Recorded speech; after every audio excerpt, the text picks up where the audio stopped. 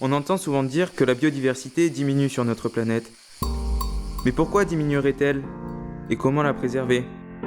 Je m'appelle Jules, je vais vous raconter comment nous, les élèves de la seconde 9 du lycée Jean Écart, sommes partis à la découverte de l'île de Porquerolles pour essayer de comprendre si la biodiversité est réellement en danger.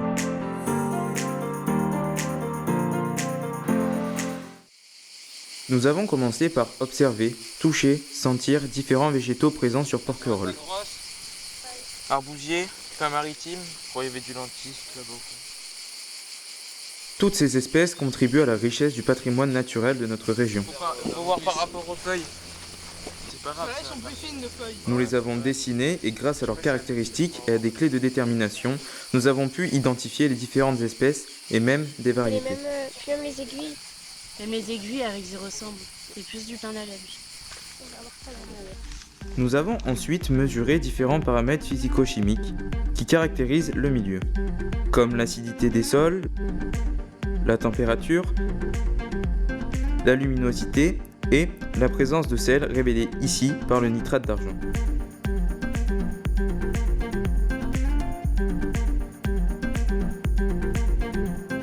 Nous comprenons alors que la biodiversité est rendue possible par l'adaptation des plantes à leur environnement.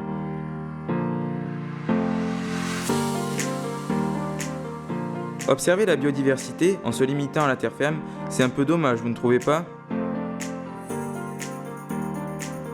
Suivez-nous, à vos masques, prêts, plongez.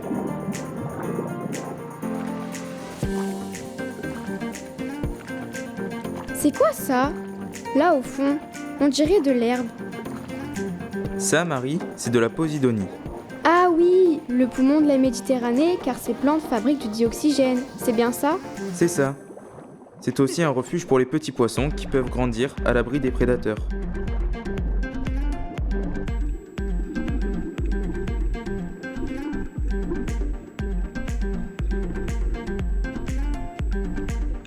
À ce moment de notre exploration, on se dit que la biodiversité se porte plutôt bien sur notre territoire et que l'environnement est propice au développement des espèces animales et végétales.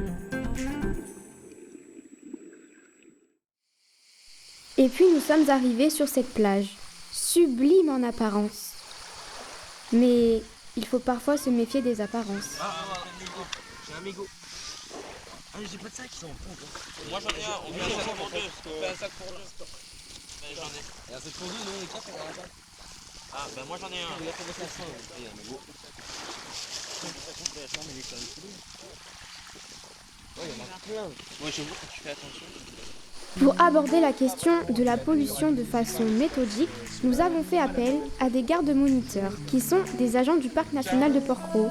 Avec eux, nous avons mis en place des protocoles pour trier les déchets et identifier leur origine. Élastique. 5 élastiques. Ouais. Non. 3 élastiques. 3 élastiques. D'origine humaine apparemment. Quel manque de civisme sur les plages.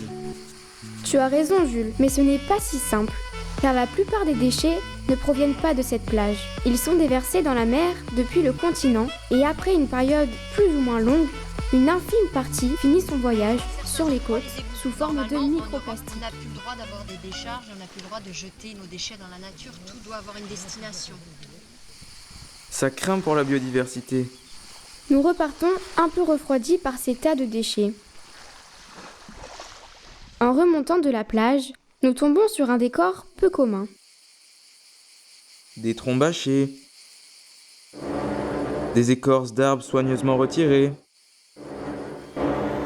C'est genre un serial killer qui numérote ses victimes, je suis sûr. Mais non, pas du tout. Il s'agit en réalité du travail des Casques Verts, une association mandatée par le parc national de Porquerolles pour limiter la propagation des espèces invasives comme l'eucalyptus. Je savais pas que c'était invasif, l'eucalyptus.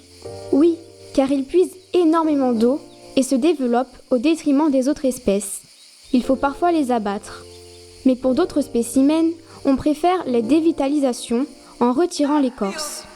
Privé de ses nutriments et sous l'action des insectes xylophages, l'arbre se décomposera lentement.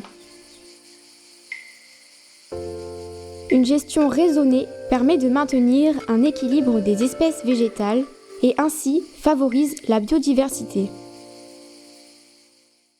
Nous étions sur le point de reprendre le bateau Mais en passant à la maison du parc, nous apprenons qu'il y a sur Porquerolles un conservatoire botanique géré par le parc national de Porquerolles.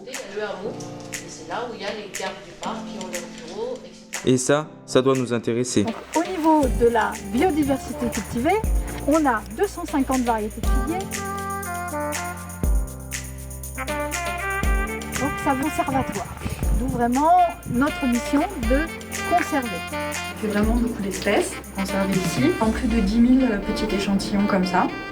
Ce petit numéro que vous voyez sur les flacons, ça nous permet, grâce à une base de données, de retrouver toutes les informations qu'on a notées le jour de la récolte.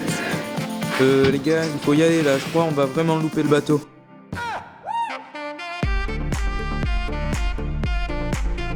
Au revoir Porquerolles. À la prochaine.